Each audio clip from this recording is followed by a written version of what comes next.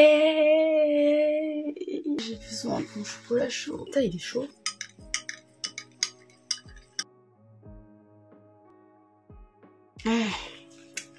Bienvenue dans cette nouvelle vidéo. Alors, avertissement, je suis désolée si je parais extrêmement fatiguée dans cette vidéo. Je vais vous l'expliquer très maintenant. Normalement, si vous l'avez vu dans le titre, le but de cette vidéo c'est de vous faire une sorte de haul de tous mes achats lors de la Japan Touch. Parce que cette année, au 30 novembre 1er décembre, il y avait la 25e édition de la Japan Touch. Et ce que j'aime le plus dans cette convention, c'est d'explorer, de dévaliser le village des créateurs. Si vous n'êtes pas trop familier avec ces termes-là, en gros c'est un espace dédié aux créateurs qui vendent leurs propres créations, leurs propres produits de toutes sortes, des fanarts, des prints, des stickers, des trucs plus artisanaux également. C'est de la magie pour les yeux, pour l'esprit, et ça m'a particulièrement aidée et réchauffée cette année parce que cette année j'ai fait partie de l'organisation de la Japan Touch. J'ai pas trop envie de rentrer dans les détails, j'ai l'impression que ma voix elle est un peu éraillée. C'est mieux ou pas? C'est un peu... non, pas tout. Bref, je suis désolée. Mais j'ai fait partie de l'équipe de la Japan Touch. Et je vais pas trop rentrer dans les détails de mon expérience parce que je suis pas trop à l'aise pour en parler comme ça publiquement avec des gens que je connais pas forcément. Et parce qu'il y a beaucoup de choses à dire. Mais on va se concentrer sur le point positif. En fait, l'un des points négatifs c'est que là je suis extrêmement crevée, que ce soit physiquement ou mentalement.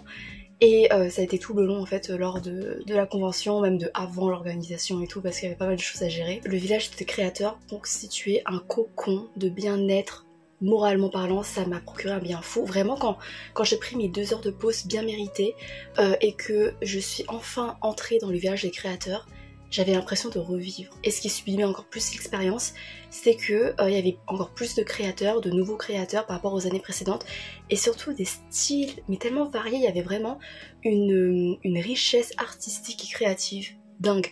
Et ce qu'on avait également remarqué, c'est qu'il y avait pas mal de portraits de femmes, enfin genre des stands qui mettaient en avant des dessins, de l'art, des œuvres qui mettent en avant la femme, mais d'une manière mais waouh, juste avec ces différents styles artistiques et tout, c'était juste sublime.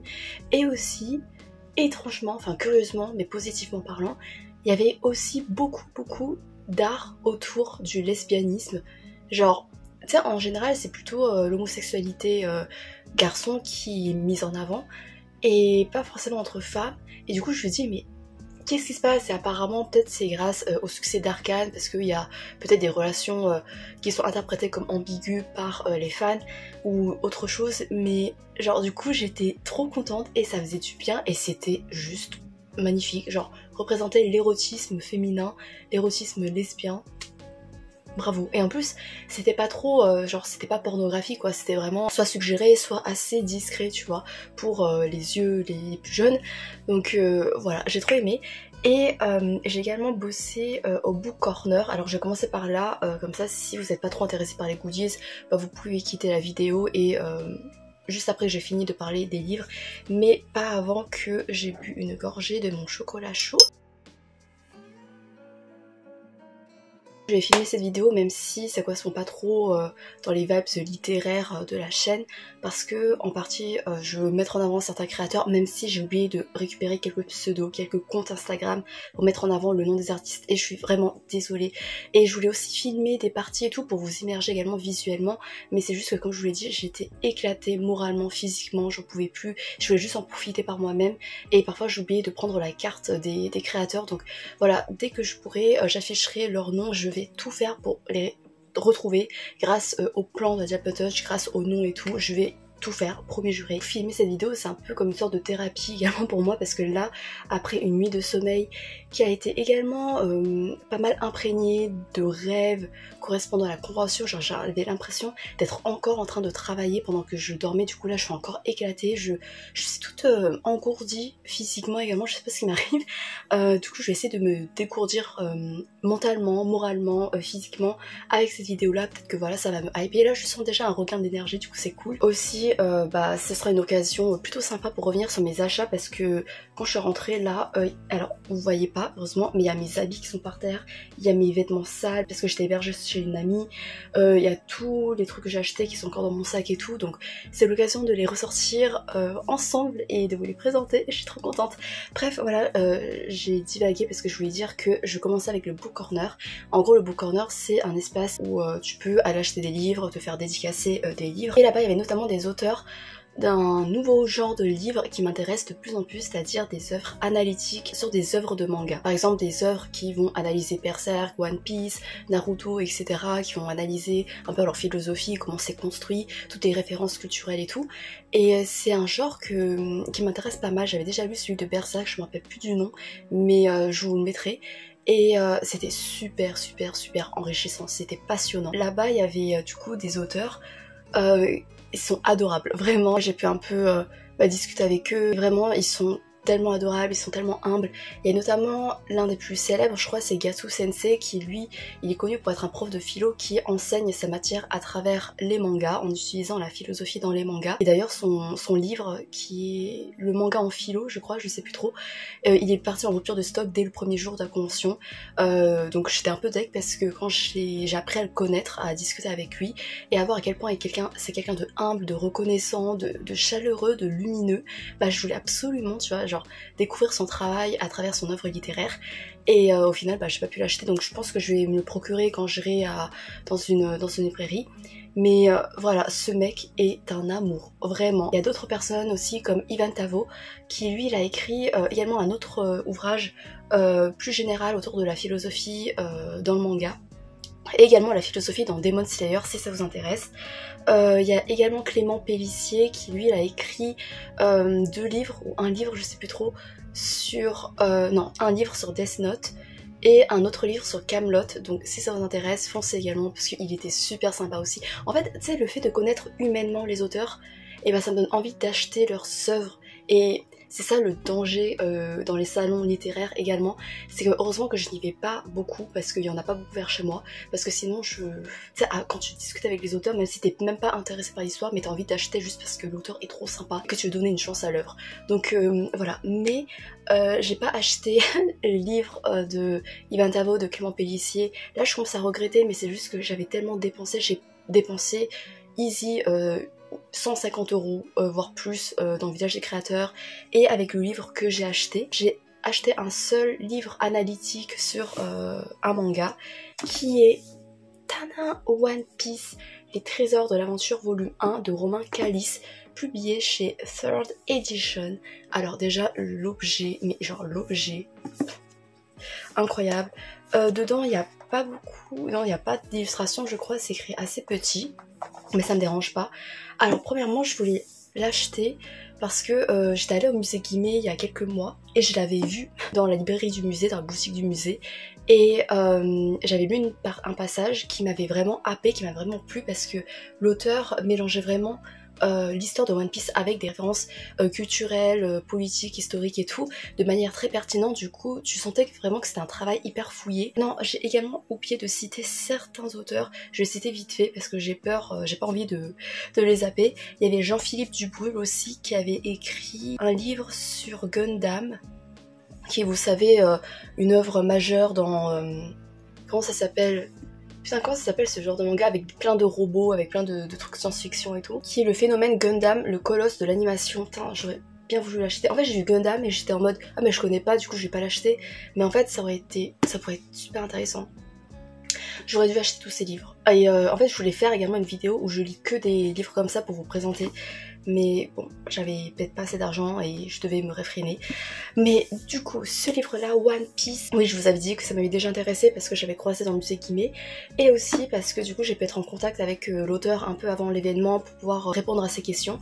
Et déjà dans ses mails j'avais vu que c'était un mec qui avait l'air tellement humble et tellement, encore une fois, reconnaissant, enfin je sais pas comment dire, mais hyper chaleureux, hyper compréhensif. J'ai voulu acheter ce livre là et je l'ai rencontré, et il y avait des stickers également de One Piece que tu pouvais choisir. Du coup j'ai choisi celui-là C'est, je sais pas si vous reconnaissez, c'est Luffy dans un des arcs filler qui n'existe pas en manga mais seulement en anime, et en fait il est derrière un agent de la marine, il est en train de se cacher, et à chaque fois que l'agent de la marine il se tourne, Luffy se tourne avec lui, enfin vous voyez le gag hyper classique, et en fait après il fait ça, et genre je sais pas pourquoi ça m'a fait rire, donc voilà. Et ensuite il y avait également des cartes, je crois que ça se dit blister de One Piece, je sais pas trop, et du coup il m'en a donné un au pif, et c'est Vego, Vego, je sais plus, mais c'est un personnage que je déteste atrocement, donc j'étais un peu, genre il m'a donné, j'étais en mode ah c'est trop cool merci, mais Romain, enfin tu connais One Piece, tu sais que c'est un enfoiré de première, enfin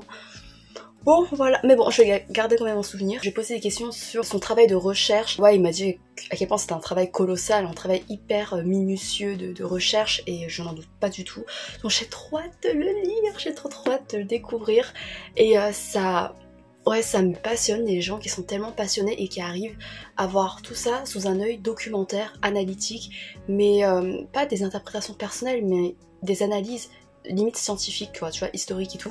Donc voilà, j'ai trop hâte. Je voulais également faire une mention spéciale à une chef taïwanaise que j'avais pu inviter, qui est Virginia Chuang, et qui a écrit le premier livre culinaire taïwanais en France, qui est Easy Taiwan, je crois publié chez Mango Édition.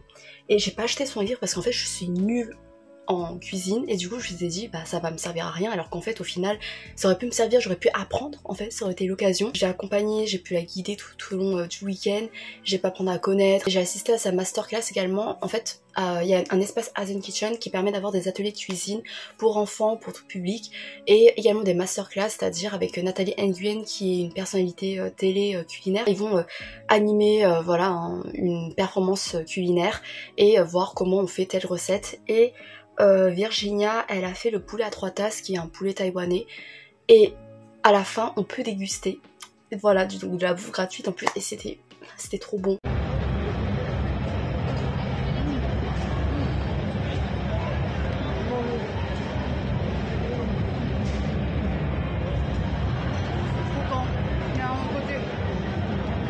Mon ami, il a pris une photo de moi quand j'étais en train de manger, et on a l'impression que j'ai un orgasme en fait.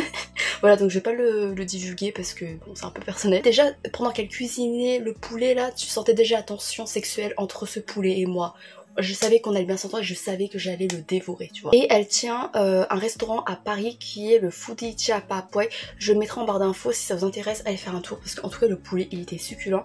Et surtout j'ai voulu l'inviter pour mettre en avant notamment la cuisine taïwanaise, parce que il y avait plein de monde quand même à la masterclass, ce qui m'avait profondément rassurée, parce que je me dis que Taïwan, il n'y a pas beaucoup de gens qui connaissent, ils comptent surtout avec Thaïlande, là dans pas mal de cas. Et c'est vrai qu'il y avait pas mal de gens dans le public qui connaissaient même pas la cuisine taïwanaise, qui savaient même pas que bubble tea venait de Taïwan et pas du Japon, de la Chine ou quoi. Et le fait que ça a pu permettre à des gens de rencontrer un peu les arts culinaires taïwanais, bah ça, ouais, je suis trop contente, du coup je suis trop contente de mon choix là. Si vous voulez acheter son livre, le premier livre culinaire taïwanais en France, et bah allez-y, parce que voilà, si vous êtes mieux que moi, si vous êtes plus inspiré que moi culinairement, n'hésitez pas. J'ai enfin fini avec tout le blabla littéraire. Maintenant on passe aux goodies. Il y a aussi des goodies littéraires d'une certaine saga, genre j'ai gaspé, j'étais oh, du coup j'ai tout acheté.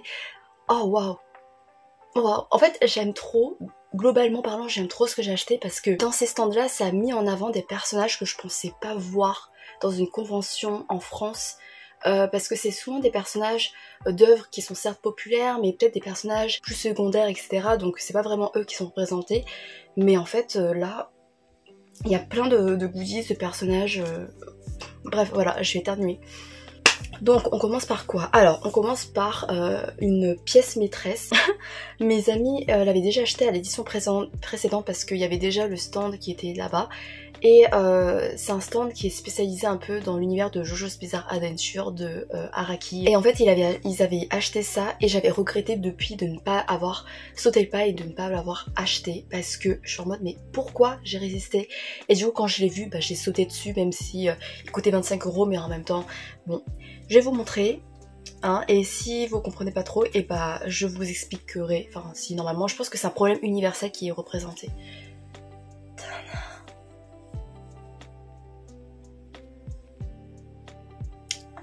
C'est Tummy Ache Survivor. Et derrière il y a il y a un chien, c'est Iggy de la partie 3 de Jojo avec son rouleau de papier toilette. Et en fait en cadeau de ce t-shirt elle nous offre un sticker de ça. Et lui c'est Polnareff, c'est également de la partie 3 de Jojo. Et en fait il y a un épisode où il a un problème avec des toilettes maudites là.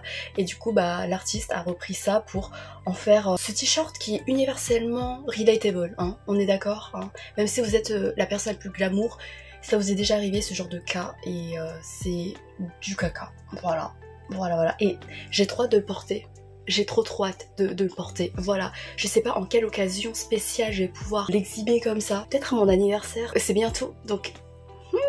Hier, j'ai également. Incroyable. En fait, samedi c'était 20 € et ensuite dimanche ils ont baissé à 15 €. Du coup, je me suis dit c'était une bonne affaire. Même si t'en achètes deux, bah ça te coûte 30 €, ce qui est quand même cher. Mais comme là je vais bientôt redéménager, bah j'avais besoin de décoration, d'idées de décoration. Et ça m'a paru assez cool en fait. Alors.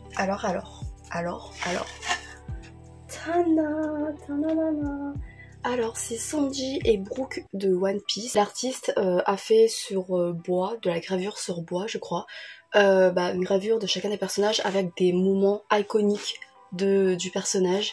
Genre par exemple, ça c'est bon, c'est pas vraiment un moment. Ça c'est le moment où c'est les adieux avec son père, Zeph. Quand Zeph lui dit tâche de ne pas attraper froid et que Sanji il craque alors qu'ils sont émotionnellement constipés tous les deux.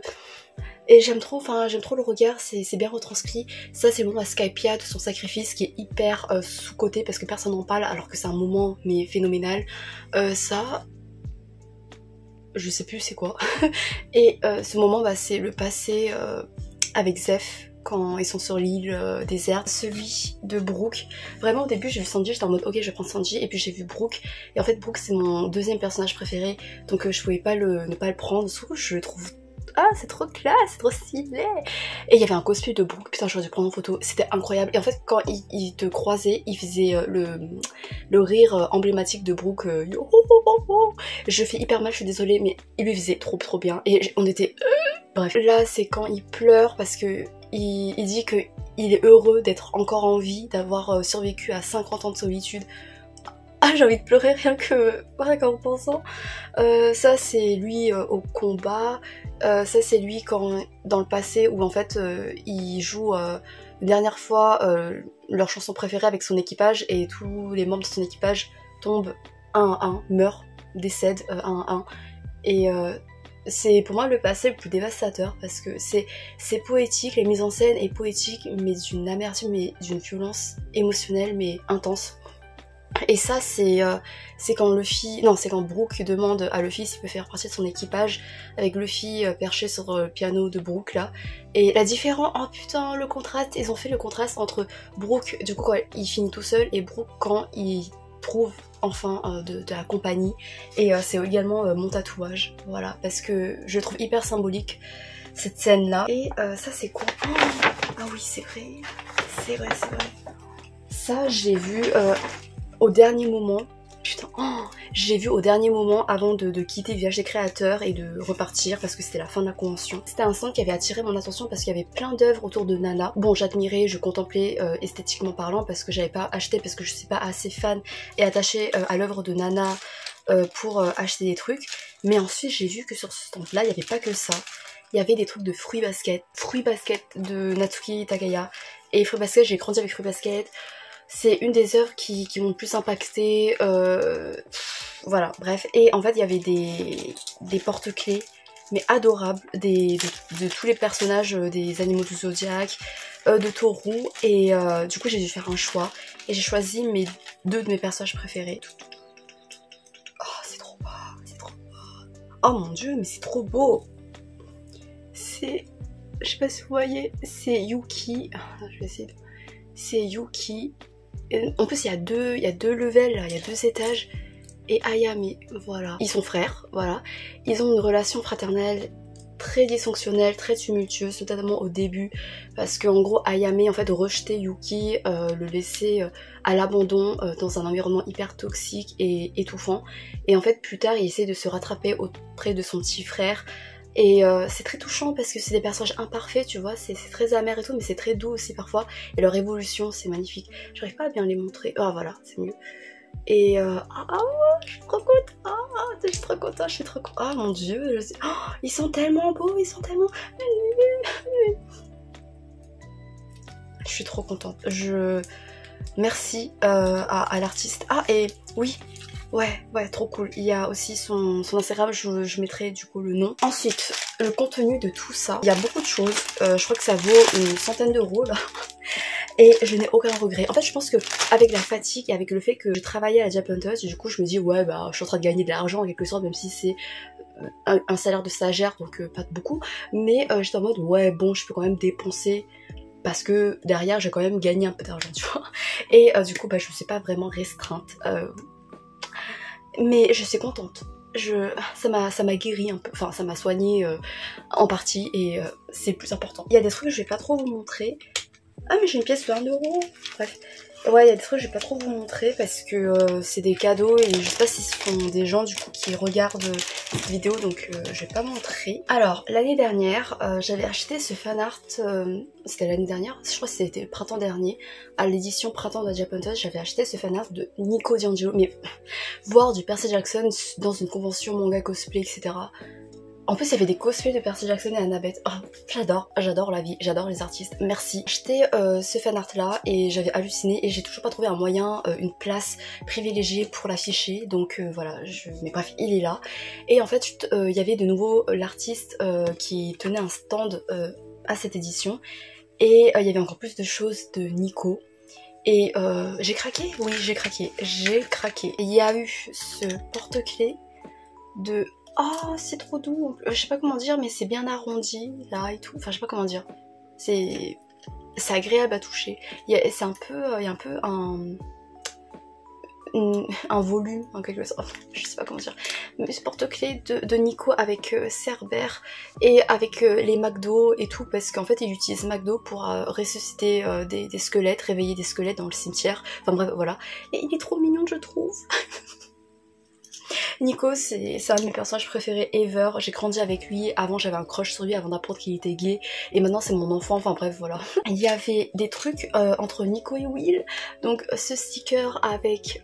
Oh, j'ai cru que j'avais pleuré parce que la grenade, là, ça a une importance, une connotation très, très amère quand tu connais ce que Nico a vécu. Je crois que c'était dans la marque d'Athéna ou la maison d'Hadès, un truc machin truc. En tout cas, dans les héros de l'Olympe.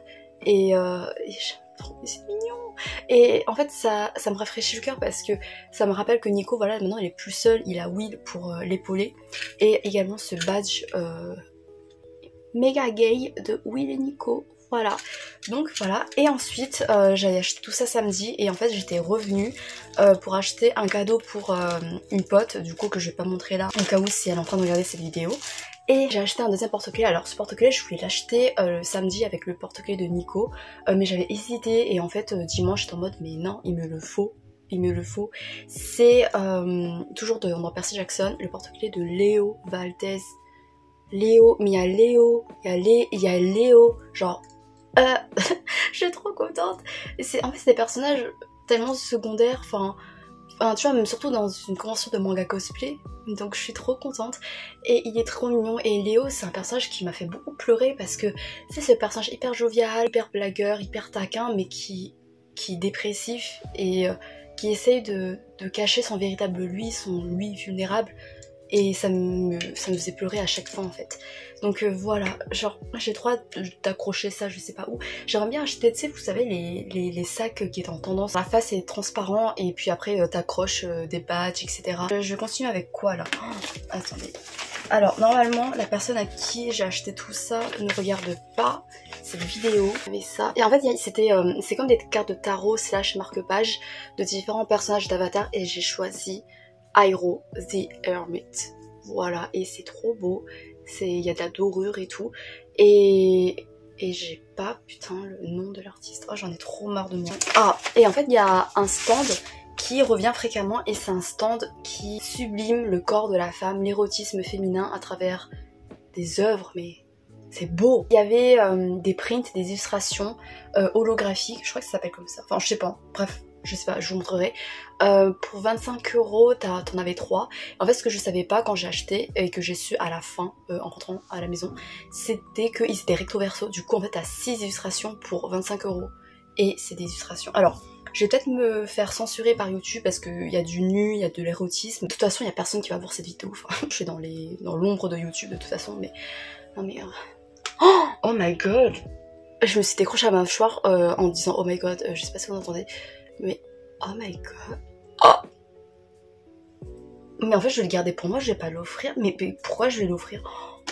Non mais les gars. Il y a la poubelle qui passe, je sais pas si vous entendez, faites abstraction de ça.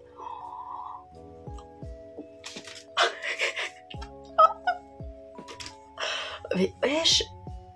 Oh my god, mais oh my god!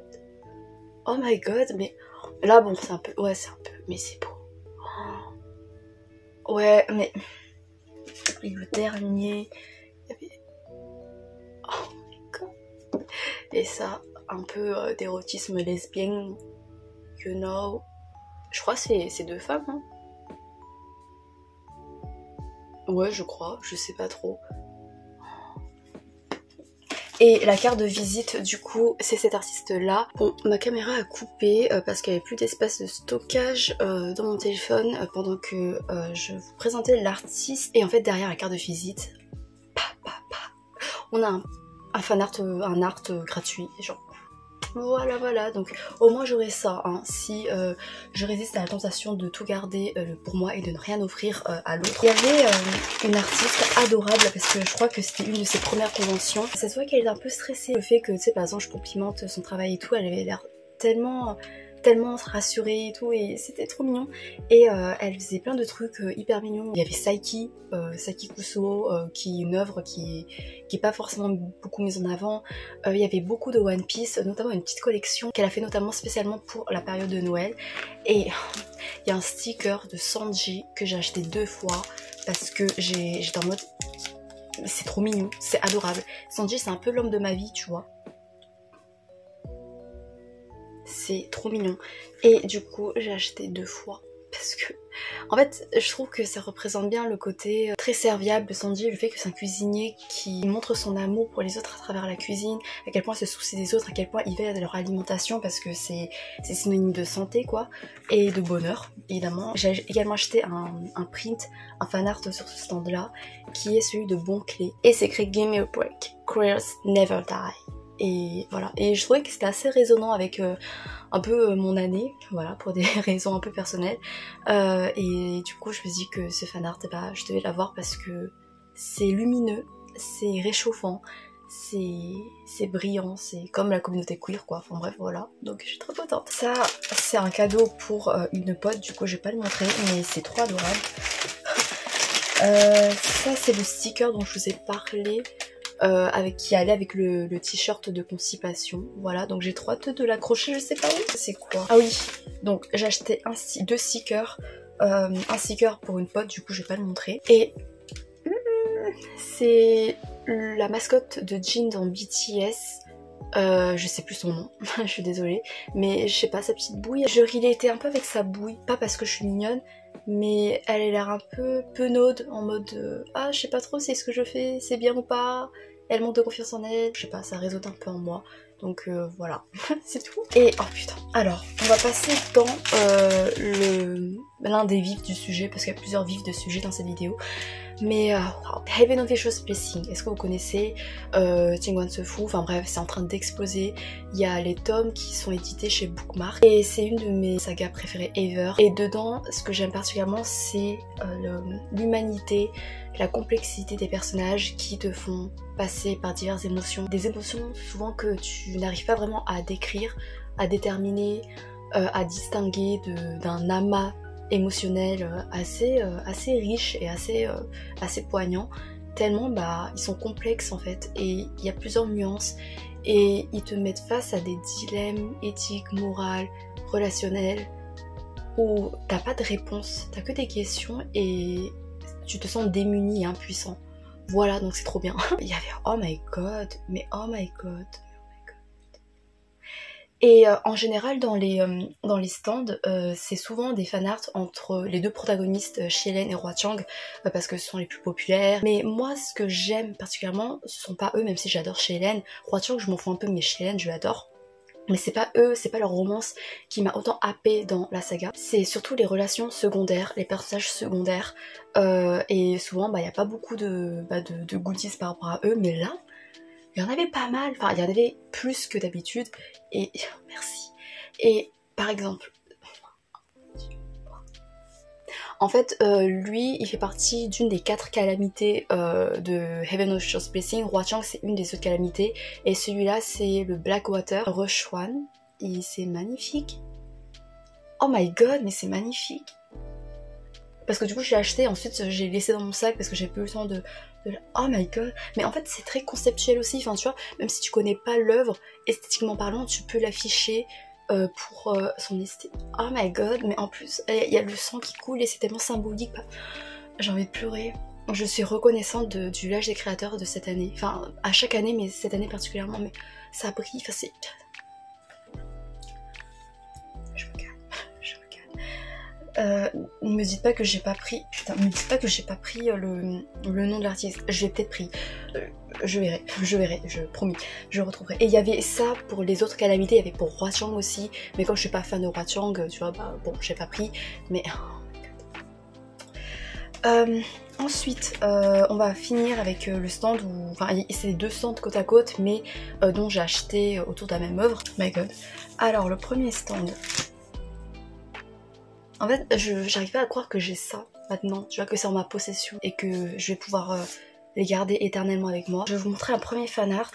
C'est Shooting Swan, aka le maîtresse du vent, qui est magnifique. C'était un de mes personnages préférés, le premier personnage auquel j'ai accroché, parce que elle dégage une chaleur, une fraîcheur qui faisait tellement du bien. C'était l'un des premiers personnages à vouloir sympathiser avec Shielen, qui était complètement marginalisé, qui subissait pas mal de préjugés. Il y avait un fanart plus jovial de lui, mais je trouve que ce fanart correspond bien à son évolution. Ce personnage a un destin immensément poignant et amer. J'aime bien son air un peu mélancolique, mais ce sourire aussi.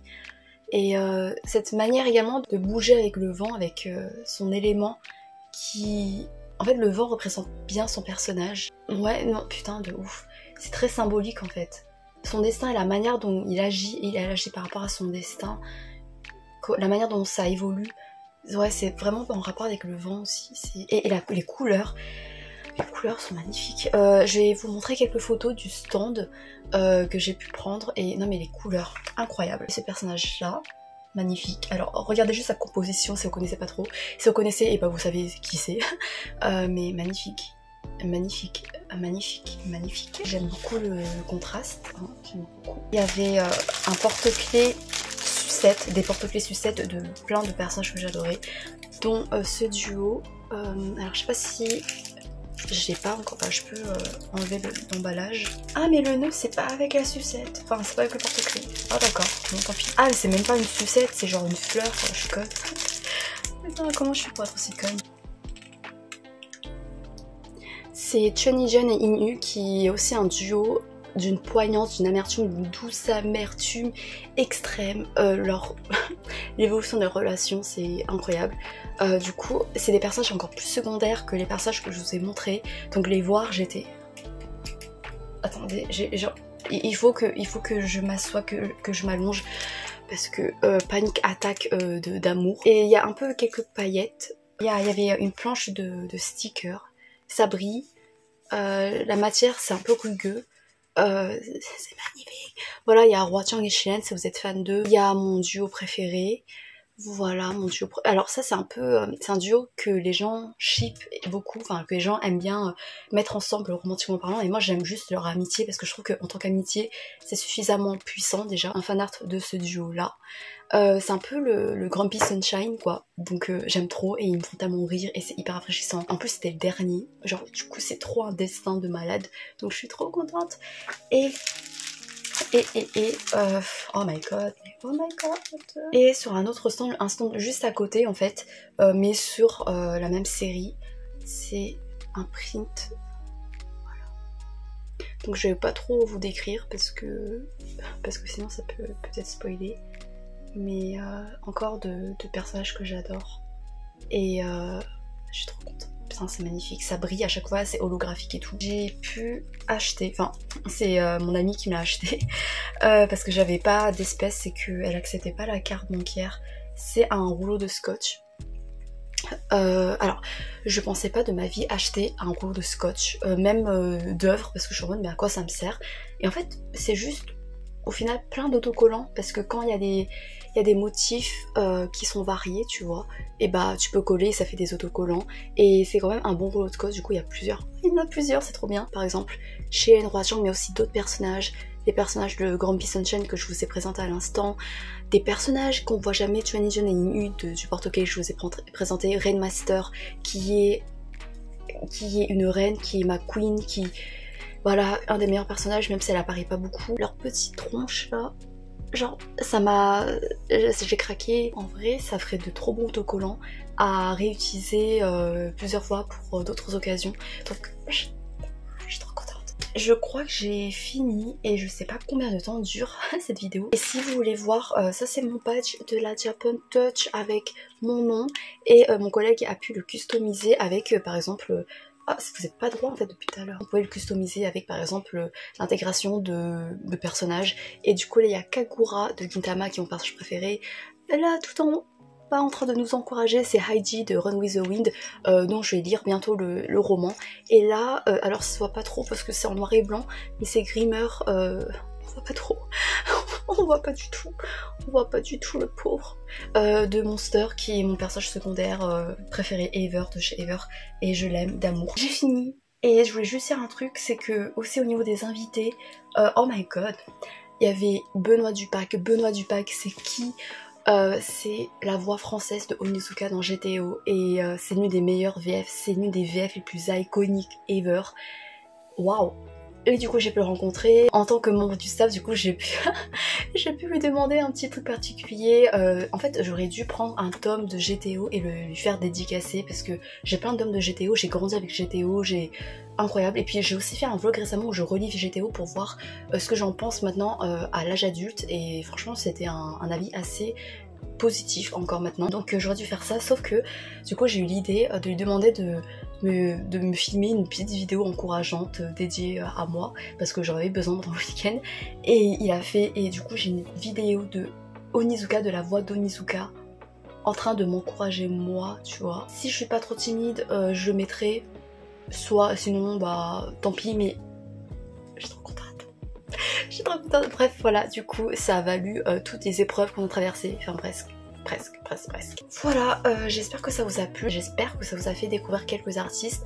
Ce sont des artistes qui vont également squatter d'autres conventions, peut-être vers chez vous, donc n'hésitez pas à aller faire un tour, à vous renseigner s'ils seront là, et également à découvrir d'autres artistes également, parce que c'est vraiment pas du tout exhaustif, il y avait tellement d'artistes incroyables, des artistes des stands dont j'ai pris en photo, parce que my god.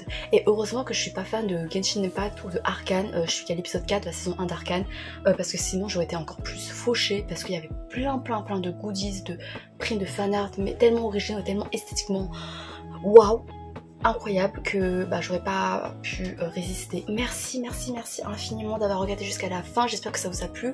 Moi ça m'a requinqué, en fait vraiment, tourner des vidéos c'est une bulle de réconfort en ce moment pour moi, parce que c'est très fatigant le monde réel pour l'instant pour moi.